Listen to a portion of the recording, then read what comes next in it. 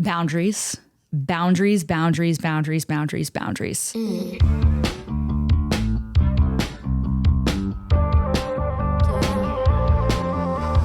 Hey y'all, welcome back to Made It Out. Today is an exciting day because it is 6 months to the day since we launched Made It Out. Matilda and I are so grateful and so thankful for everyone who has watched and listened and helped us build this community. And as a small reminder, the number one way to help us keep bringing you content is to please leave us an Apple review so we can bring you more and more and more. The other reason why it's an exciting day is because it's the first episode of May, which is Mental Health Awareness Month. So to kick that off, I've asked my friend Jordan Werner to be here. She's an AMFT and an LGBTQ affirming therapist, and we're going to talk about borderline personality disorder and queer mental health. What type of therapy do you specialize in? Well, I'll kind of give you the spiel that I give clients, like prospective clients. So when I describe it, I describe like three parts. So first I talk about LGBT affirmative. So LGBT affirmative is different than just being LGBT allied. It's like, I know about your experience. One, as a queer person, I have lived experience, but even if I wasn't queer, but I was trained in it, I'm kind of coming at it from that lens. I'm recognizing that your experience is different than that of a heterosexual or cisgender person. Is that is that languaging very specific? Yes. For someone who's looking for a therapist, yes. Allied and affirmative? Yeah, that's a really good question. That is specific. And people don't really know that. Some people will say they're LGBT affirmative because they're actually an ally and they don't know the difference. So when I say to queer people, you're looking for a therapist and you want them to be LGBT affirmative, like really look for that and look for keywords in like someone's website and like an overall vibe, get on the phone with them, like ask them specific questions. Because even as a queer person, I'm not an expert, right? Like I'm cisgender, I'm not a gay man. Like I have deficits and blind spots like we all do. But I took certain classes and I've done, on my own research and reading and stuff to make my work LGBT affirmative kind of one step more than just LGBT allied. And LGBT allied is important too, but we also need people who kind of like are a little bit, know a little bit more. This is like a basic question, but what is different with queer people in our journey, like in our mental health journey? Maybe we could turn some light bulbs on. So it's such a loaded question and such a there's no obviously black and white answer to that. I mean, the biggest thing is we're forced to hide and like what that does to your psyche. And even for people who come out at an early age, we're just told that it's not right. Whether outwardly, some people come from families where it's, horrific. They're told like, you're going to get kicked out, you're going to get disowned, this is horrible, you're going to hell, any number of things. And, I didn't grow up in that type of family. I grew up in a very open and accepting family. And yet I still felt I had to hide because I learned from the world that it wasn't right. Right. It would be weird. It's disgusting. You're a predator. Like I was in a sorority. So I don't know what that would have been like. I didn't come out when I was in my sorority. That would have been detrimental to my social life at the time. And I think that even if you don't have trauma, even if you don't have diagnosable mental health issues as a queer person, you're just growing up being told that you're not good enough, that you're not right, that you're not the same as everyone else, that you don't have rights, right? Like gay marriage became legal in all 50 states, like in our adulthood. Right. And I think it's just all this insidious kind of messaging that we're different in a not good way. And I think that affects us over time. It's like death by a million cuts. Some queer people have had like major trauma. Some people haven't. And it's death by a million cuts no matter what. So we have to contend with that. We have to contend with the shame. We have to unpack all of that. And that takes a toll on your psyche, I think. And what are some of the patterns that you see in queer people? A lot of anxiety. A lot of anxiety, a lot of not being good enough. I see that a lot, and a lot of shame in just all aspects of life. Like even clients I have that are like super out and like confident and that kind of thing. There's just so much shame and so much, what do people think of me? And I think it all kind of ties back to identity stuff. And I think a lot of queer people struggle with like, if I have this deficit, like they might not think that consciously, but if they're like, I have this deficit, I'm queer, I must be perfect in every other aspect of my life. I think that comes up a lot. To like make up for it. Yeah. Yeah.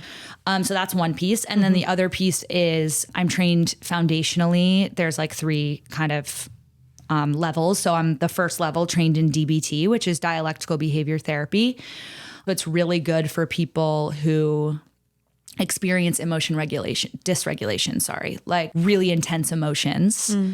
It's really good for behavioral stuff. So like self-harm, suicidal ideation, addiction, things like that, eating disorders.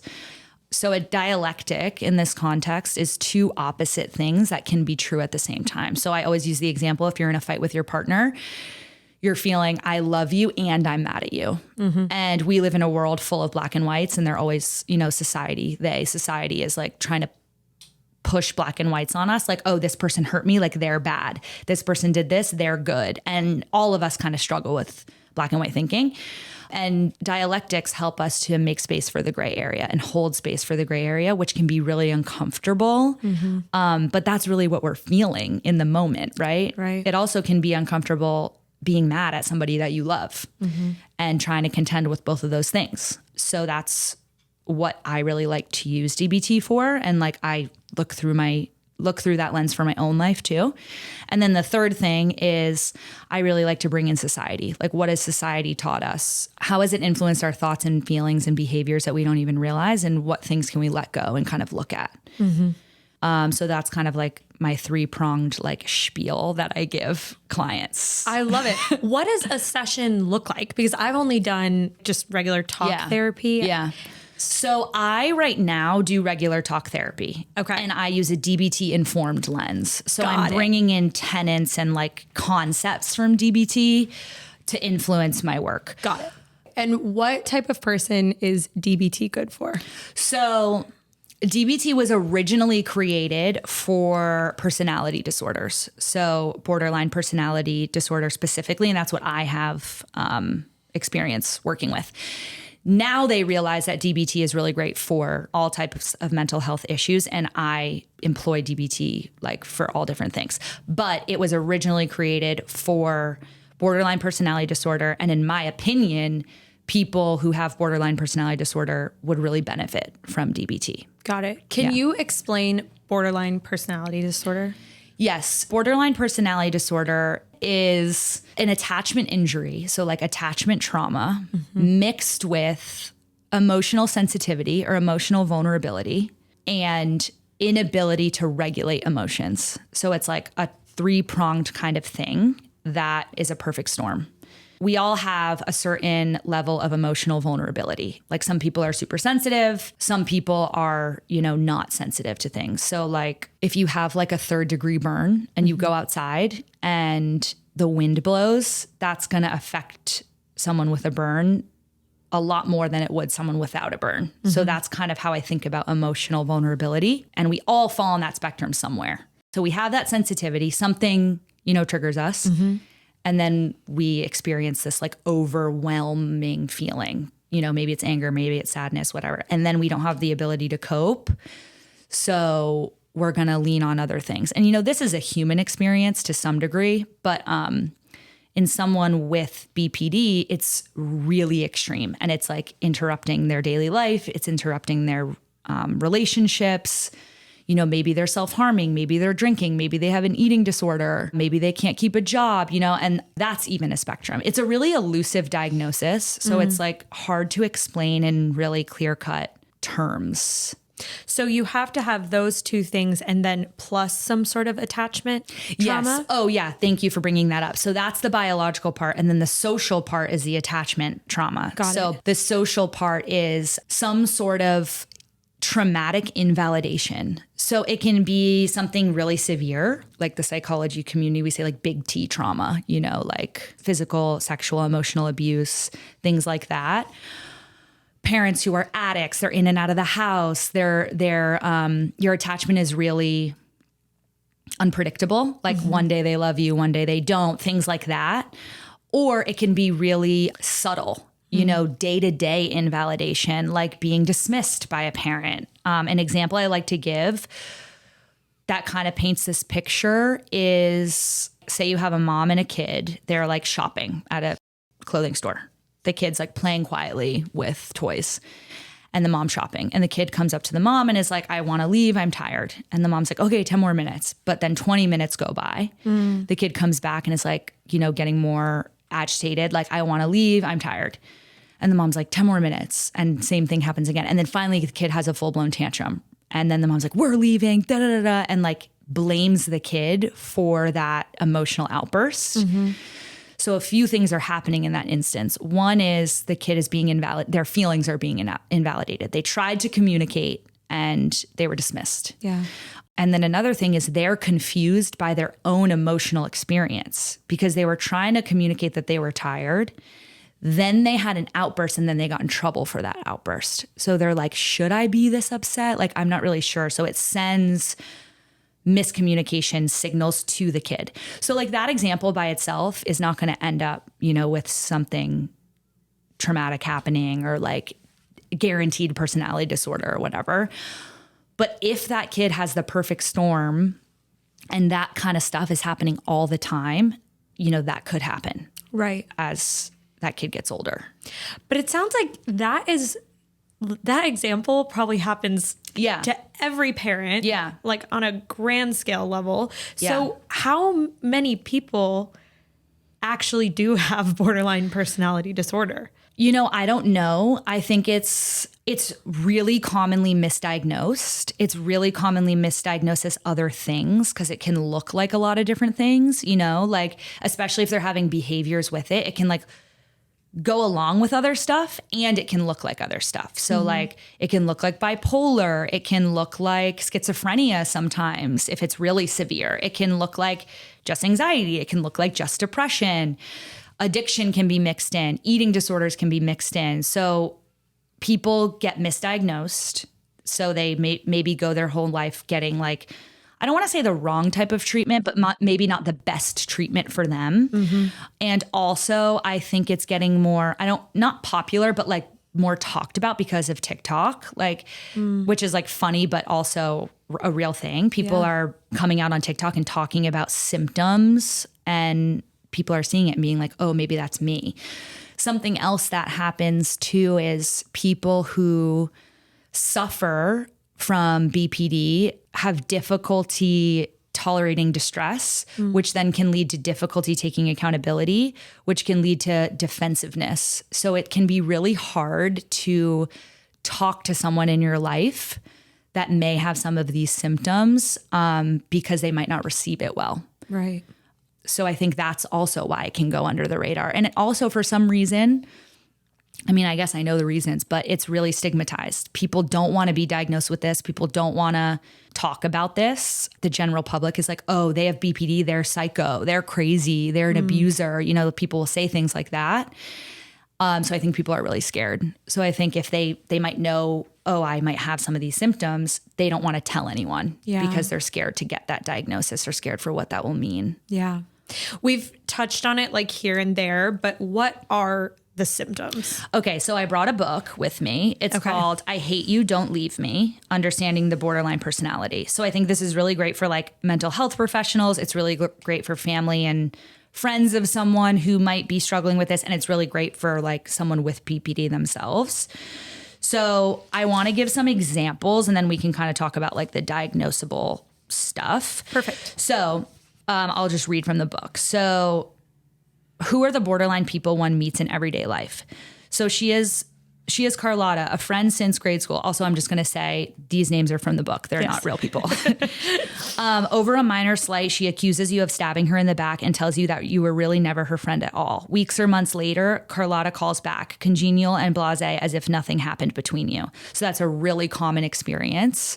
Someone who is borderline, they are getting really disturbed over something that's seemingly small. And I want to be conscious how I say this. They are really feeling that amount of pain.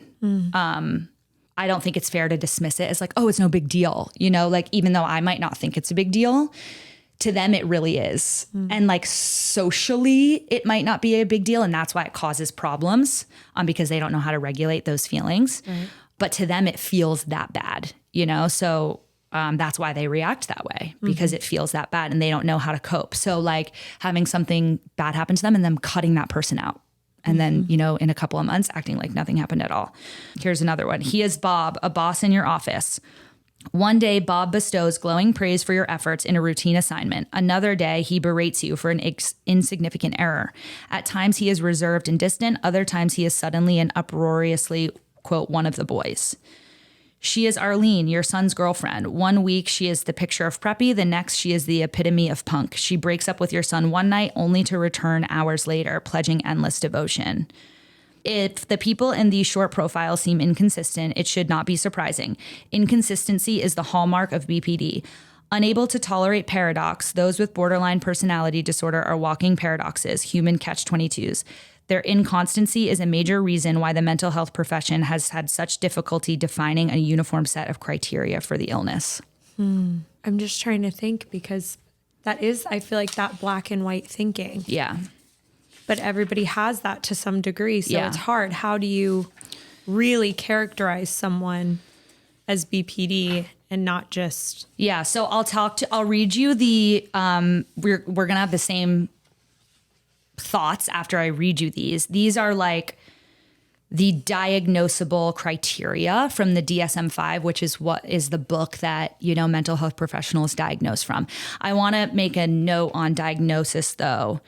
Diagnosis is really controversial. I don't even know how I feel about it all the time. My feelings change.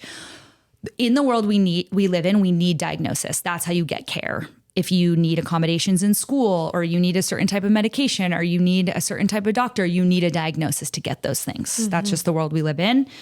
So diagnosis is important in that way. Like I use diagnosis to, one, advocate for my clients to get them the care that they need. And two, sometimes people feel really validated by diagnosis, and I kind of leave that up to the client. If a client wants to identify with a diagnosis, I'll use that language.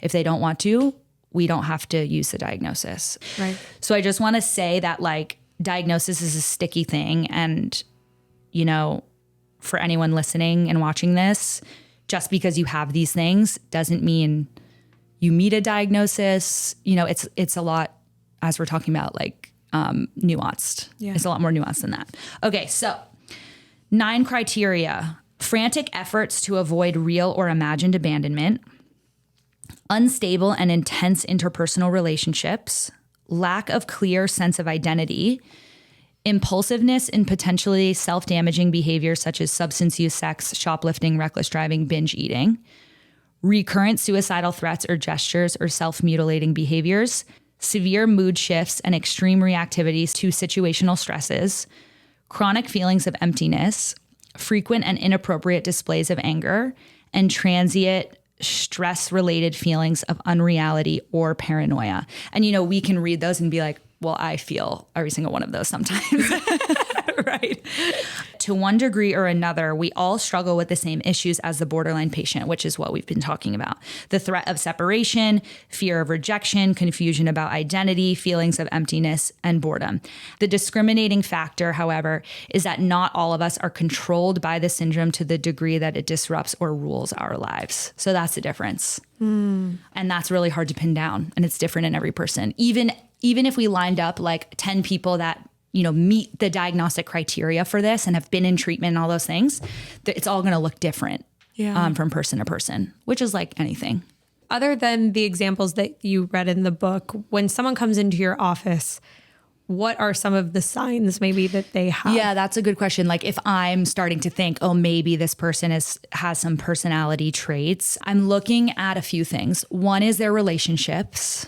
If they're telling me a theme can be like everybody in their life is wrong and they're always right. This person hurt me in this way. This person hurt me in this way. This person hurt me in this way. Like it's kind of like this repetitive and it's always like the same story. And maybe they're like, and I don't know what happened. They just didn't want to be friends with me anymore. Or no, and I just thought I don't need friends like that in my life.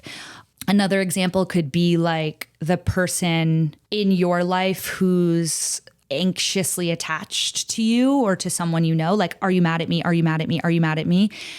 And you're like, no, I'm not mad at you, but now I'm mad at you because you won't stop bothering me about it. A phrase that I've heard that I really resonate with in explaining this is someone with borderline personality disorder creates the abandonment that they fear. Wow. Which is like really profound to think about. And it's really heartbreaking too. Because these people are in so much pain. And that's what I think that the general public doesn't realize. Because people who meet this criteria can also come off as abusive, emotionally abusive, because they feel so dysregulated that the people in their life feel dysregulated. They're kind of projecting those feelings onto others. Yeah. And it can turn abusive sometimes. But I always like to really, really harp on the person who's doing that. They are in so much pain and all they're trying to do is not feel pain anymore, and they don't have the skills to do it. And it's not to say that you know, someone who is in relationship with someone like this, it's not to say that you shouldn't set boundaries and you should just like withstand everything coming your way, but to be able to have empathy, you know, for people that are experiencing that, I think helps. Something else, I wrote it down in my notes that I think describes someone that might be feeling this way is the acronym FOG, F-O-G, fear, obligation, and guilt. So people who might be struggling with a personality disorder are going to use these three things to emotionally blackmail people in their life. They might not even know they're doing it. Some people know they're doing it, some people don't, but they use fear, they use obligation, and they use guilt because they're so scared of that person leaving them. They're going to use every single tool to get them to stay. I like this kid's story. It's the sun and the wind, and they're having a competition to see if they can get this guy to take his jacket off. And the wind like makes a storm and is like blowing so hard. And the guy just keeps buttoning up his jacket really, really tight. And he's like not going to let his jacket come off because he's freezing. Then the sun comes in and like makes it really warm in springtime. And the guy takes off his jacket like within the first few minutes. That's kind of how I see it. Like someone who wants something so badly that they use all the wrong ways to get it. And it ends up hurting them and the person that they love. Wow. That example, I feel like could be applied to so many things. I know so much stuff. I like to use it. That's so great. I'm wondering, because when I was younger, I really think that this could have been something in my life. Like, yeah, maybe. I really did struggle with binge eating. I had some crazy like attachment stuff, like such a bad fear of abandonment to where it would make me act so fucking crazy. I see a lot of those things, and I do feel like I was the extreme. I had a really hard time regulating my emotions. But what I wonder is like, can you come out of it? Because I don't think I'm not that way anymore, you know? Yeah. And I've only been in like regular talk therapy. So I just wonder what's the journey of someone with BPD? Yeah, that's a good question. I think in terms of like the mental health professional piece, we actually don't officially diagnose anyone under 18 with BPD because the symptoms can so look like just being a teenager. Like teenagers have, you know, raging hormones, so much is changing, you know, maybe they have trauma, all this stuff. So like a lot of times we don't want to make that formal diagnosis until they're a little bit older and they're, you know, some of that stuff has settled down. So part of it could have been that you were experiencing that. In terms of like recovering or like coming out of it, I would say like, yes, you can. There's plenty of clients that I've worked with, my colleagues have worked with, where they come into therapy, their lives are just burnt to the ground, and they're miserable and they're in immense amounts of pain. And then at the end of therapy, you know, after, you know, they do comprehensive DBT, maybe they work with you for a few years, they are no longer meeting criteria technically for this thing. Doesn't mean they're not always going to struggle with these things. I mean, I feel that way about anxiety. Like, I don't struggle with anxiety right now, but it's part of my life and I know it can come back at any time. So I don't know if there's a black and white answer. Mental health is just so interesting. It's not like physical illness, you know, it's more like chronic illness, I would say. But I've technically, never heard that. That's an interesting. But technically, yes, like if you get treatment and do the work, like you can come out of it. You can learn behaviors and coping skills and ways to regulate your emotions. That's the point of DBT. And also, it's not to say that not other types of therapy can help. There's tons of mental health care and like stuff that I believe that works for all different types of people. It's just, if we're talking about like what the research shows, DBT works, not to say other things don't work too. Have you found that there's a correlation in queer people to BPD? So this is like anecdotally in my life, because I don't know if there's any research about that. I think it makes sense that queer people might experience this more. And I would even venture to say marginalized communities more. People of color, queer people, including trans people, women, which I'm going to touch on that in a second. But because as I said before, traumatic invalidation is part of this. And just by existing as a marginalized person, you have traumatic invalidation. DBT was created in like the 70s or something, and it was created by a white woman. Her name's Marsha Linehan, and she actually suffers from BPD, and nothing was working for her. So she was like, I need to find something that works for me, and she created DBT. It pulls from other modalities. It pulls from Buddhism. It pulls from 12-step. It pulls from CBT, cognitive behavior therapy. And I don't want to ignore like the inherent like white supremacy and like privilege in this type of therapy. It's really expensive. You know, when it was researched, it was in the 70s. It was, of course, only researched on white people.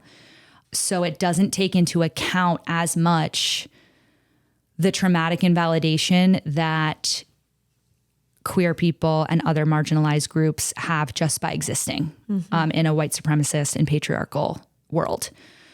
But yes, I think that it only makes sense to me that it would affect queer people because of the invalidation from society and then from the family. You know, if people have that type of family, it only makes sense to me. Yeah.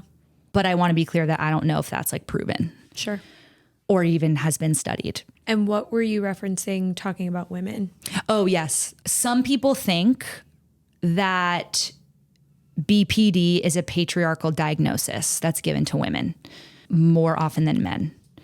I don't know if that's true. I don't know how I feel about that, because I do think that it is a real diagnosis and a real thing that people suffer from. And I don't want to invalidate the people that really suffer from this by just saying, oh, it's a patriarchal thing. Everything in our society has patriarchal beginnings and patriarchal and white supremacist undertones. So I don't disagree with it, but I don't fully agree with it either. When mental health care was becoming a thing, so like all the way back to Sigmund Freud, who also is controversial, women were experiencing crazy symptoms like headaches, hallucinations, crying spells, you know, like whatever. And they called it hysteria. Like that was like a woman's diagnosis was hysteria. And Sigmund Freud, this is simplifying it, but discovered that if he sat down and talked to these women, their symptoms subsided because they were talking about their feelings. And that was like the birth of talk therapy. And a lot of those symptoms can be consistent with like a modern day BPD diagnosis. So like, does it have patriarchal beginnings? No doubt about it. Do I think it's like a fake diagnosis? I don't think so. I think it's real. Wow. That is so interesting. How can someone who's in a relationship with or related to someone with BPD support that person and then also support themselves? I think both people need to be in therapy. And I also think that boundaries. That is like the biggest thing that's going to help. It's going to help the person who's suffering too. They might not feel that way in the moment, but boundaries are super important. Relationships are symbiotic. So these things don't happen in a vacuum. Like, yes, the person who has a diagnosis is coming to the table with more maybe, but like relationships feed off of each other. So there's going to be stuff that the partner or mom or boss or sibling or whoever or friend is reinforcing or enabling or, you know, feeding into the patterns of the person with a diagnosis, which is why I think both people need to be in therapy. When a family goes to comprehensive DBT, like say with a teen, the parents are required to be in therapy at the same practice and learn the same skills. Like, it's really a family affair. Yeah. whatever the family looks like, you know, partners, friends, siblings, whatever, kids. One thing I will teach you, and, you know, hopefully this can help someone, is when we feel really dysregulated, how do we calm ourselves down? So if we're measuring our distress from 0 to 10, this is for when our distress is 7 or above. This is something that is a really helpful skill. It's called the TIPP Skills, TIPP. T stands for temperature. So what you're going to do is fill a bowl of ice water, put your face in the bowl of ice water. Wow. Up to like your temples, and hold your breath for like 20, 30 seconds, as long as you can stand it. Take your face out and repeat it like 2 times. Do it like 3 times. What that does is it activates what's called the dive reflex, which happens when we submerge ourselves in cold water, and it lowers your heart rate. So chemically actually activates your parasympathetic nervous system and calms you down. Wow. So that's one. I stands for intense exercise. So like 20 minutes of getting your heart rate up. Same thing. It helps to expel that extra energy. If you can't do 20 minutes, even doing like do 50 jumping jacks and 50 sit-ups, like, you know, something like that. The first P stands for paced breathing. So this is like a breathing technique. It's kind of like boxed breathing. If you're familiar with box breathing, your out breath needs to be longer than your in breath. So you breathe in for like a count of 4, breathe out for like a count of 7, because breathing out actually activates the parasympathetic nervous system, which calms us down. Breathing in sends oxygen to your brain and gets us actually more charged. So when people are anxious and we say like, oh, take a deep breath, breathing in is actually not going to calm you down. It's the breathing out that's going to calm you down. Wow. And that's good, because if you're in a situation you can't leave and you need to calm down, like I say this to kids in school a lot, they can do the breathing in class without anyone noticing. So that is helpful. And then the second P is paired muscle relaxation, tightening and releasing your muscles in like a systematic way. So starting at your feet or your head and clenching the muscles for like 10 seconds and then releasing them and going all the way down. Wow. Or all the way up.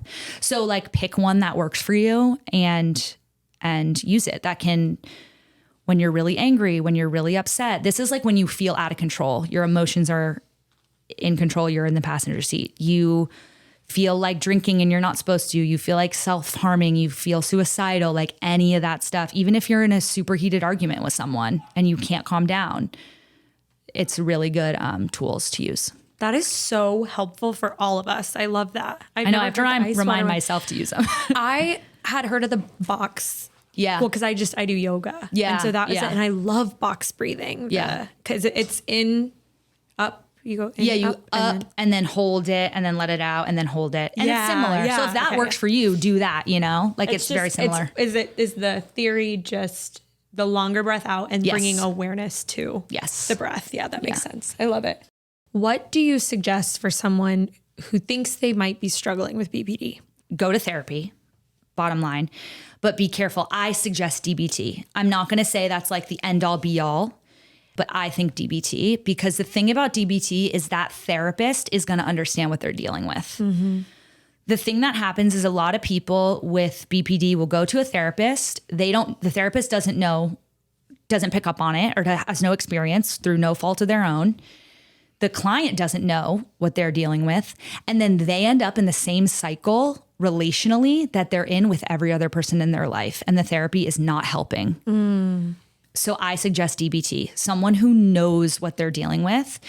And if you don't know that you might have a personality disorder, but you're struggling with some of the things that we've talked about, go to DBT anyway. Like DBT is going to help you. And maybe you don't need comprehensive DBT. Maybe you just need a therapist, like someone like me that knows DBT, but isn't like practicing in that way anymore, which like I'll plug myself because I'm taking new clients. But Yes. Go to someone who knows how to deal with this behavioral stuff. And obviously I'm biased because that's what I practice. But even if you don't have BPD, but you're struggling with binge eating or self-harm or tumultuous relationships or mood swings or whatever, DBT can help.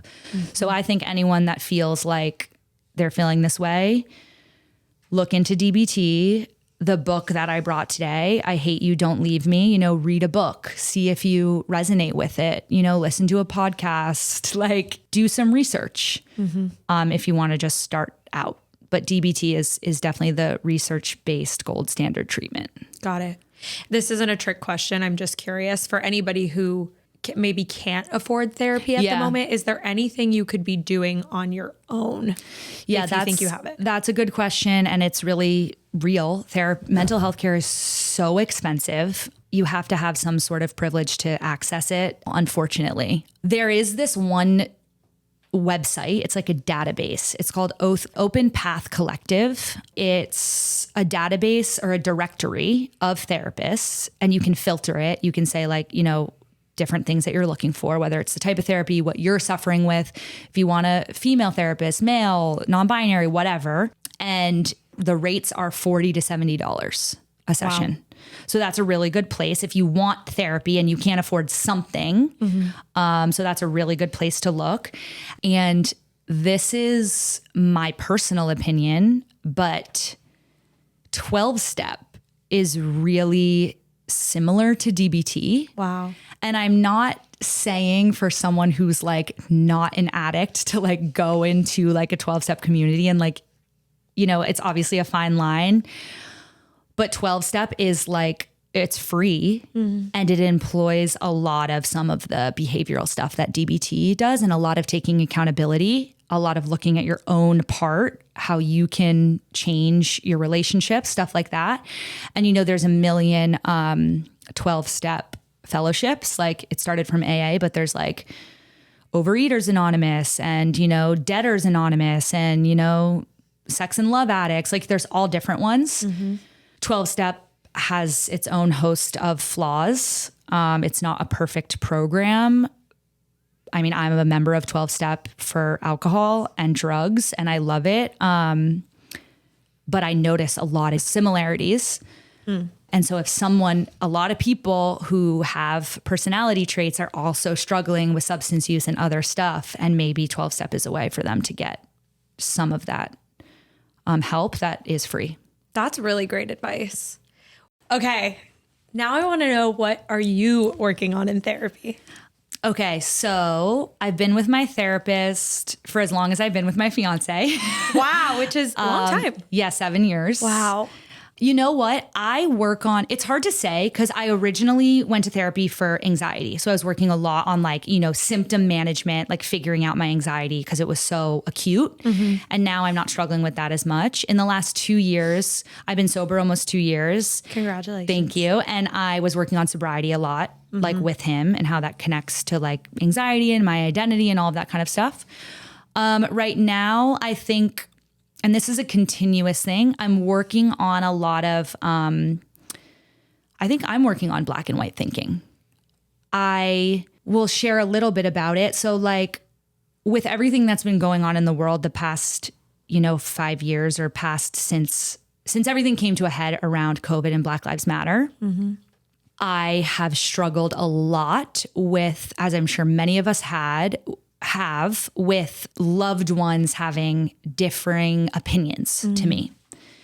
And because of being a queer person and the people that I work with, my clients, who I'm very passionate and protective about, I am very quick to be like, well, fuck you. Like, you're this. So like, I don't want you to be in my life. Or like, I have a hard time like holding the nuances. I can hold so much nuance about so much stuff, but I really struggle with that because it feels so personal to me. So when people don't have the same social, political views as me, I'm really working on seeing all sides of the story and understanding that like what people want is to be happy and like have a good life. And even if their views are different than mine, I think that maybe they're trying to get to the same goal as me, which is to just like feel good and be happy. At least I hope that's what people think. Which is really hard because I moved from Texas for that exact reason. Yeah. And don't talk to most people from there for that reason. And it's hard to know where that line is because at what point is it a self-protective thing? Like I can't allow that in, or I should allow that in to understand the nuances and maybe create change, or it's like hard to know. Yeah. I think that It is really hard to know. And I think that that's a personal journey and a situational journey because sometimes it is just like you don't have to have certain people in your life. So it's definitely a balance of those two things. I think for my personal story, it's not so much about having people in my life, but my personal like views on people or personal feelings about them. Mm-hmm. Even like if I read something in the news, like instead of going to automatic rage and like hate, how can I like have empathy and compassion for someone else who I don't agree with? Like I maybe don't want that person close in my life, but I'm gonna make space for them. And then also applying that to people who are in my life. Right. You know, who I don't want to cut out, but like I struggle with maybe they have differing opinions to me. Yeah. Okay, we play our game. It's you haul, you ghost. Okay. No in between. So you-haul is like pick it. You ghost is like no. Yeah. Okay. Full send or absolutely Okay, not. got it. And like they're perfect in every other way except for this one thing. This is so perfect for DBT, talking about DBT, because DBT is about like not being black and white and like holding space for the gray area. And this is going to force me to do We are not holding any space for gray here. Okay. Their formal attire is a cowboy hat and bolo tie. U-Haul. U-Haul. Yeah. If it's unironic, U-Haul. U-Haul. Yeah. Wow. That's triggering for me. I went Kind of hot, no? Not when it's done, not like. I didn't grow up in the South, so. I went to prom with a guy in a cowboy hat and a bolo tie, and he was so fucking serious. So for me, I kind of am into that. Like, I think that's hot if they're not like a piece of shit and like. If they don't have anything else like conservative and Southern about them, then U-Haul. But I'm doing the gray area again. So, but chances are that's not the case. Yeah. I'm going to stick with my original answer right off the bat. Yeah. All right. What about she runs a John Mayer fan account? You ghost. Same. Yeah. I do not like John Mayer. I like will sing to daughters, but like, I don't know. He gives me some bad vibes sometimes. Same. Yeah. Usually I'm the one in the room that people are like, what the fuck is wrong with you? You don't like John Mayer. But I feel, thank you for holding space for me. Yeah, of course. She can't find China on a map. Oh, fuck. You ghost. You ghost. Yeah. Yeah, that's bad. You're like, I don't know where China is. This one was probably based on me. I will say, geography, not my best subject. Yeah. But China, like...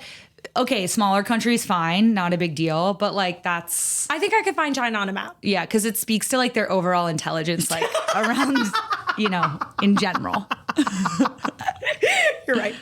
Her favorite book is Britney Spears' The Woman in Me. You ghost. What if she's a big Britney Spears fan? Favorite book? I know, it's like number awful. one? No. If it's her number one, no. Yeah. If it's like, oh, I loved it, fine. Yeah. Yeah. That's fair. Thank you so much for sharing. Yeah, and of course. Thank you so much for being here. Thanks for having me. Love this talk. Is there anything that you want to tell the listeners about? Yes, I would like to tell the listeners to visit my website, which is in my Instagram bio, so you can find it there, and get a therapist if you can. If you can't get a therapist, talk to your friends, talk to your family, talk to people who have similar, ideas to you, read things, research stuff, just be introspective. I think that's where it all starts. I think that's it. Cheers. Cheers. That's it. That's China. Oh God. This one. That's India. Oh. But that's close-ish. Guys, I'm really bad at geography. I was looking at that picture and was like, do I know which one it is? Thank y'all for listening to today's episode. As always, help us spread the gay agenda by writing an Apple review, rating us on Spotify, and sharing it with everyone you've ever met. You can find today's guest at Instadub92, our show at Made It Out Podcast, and me at Mal Glowinky. Made It Out is produced and edited by Matilde Jordan and worked on solely by lesbians. Pause on soft cushions. Two hearts, whiskers intertwined. Lesbo love feline.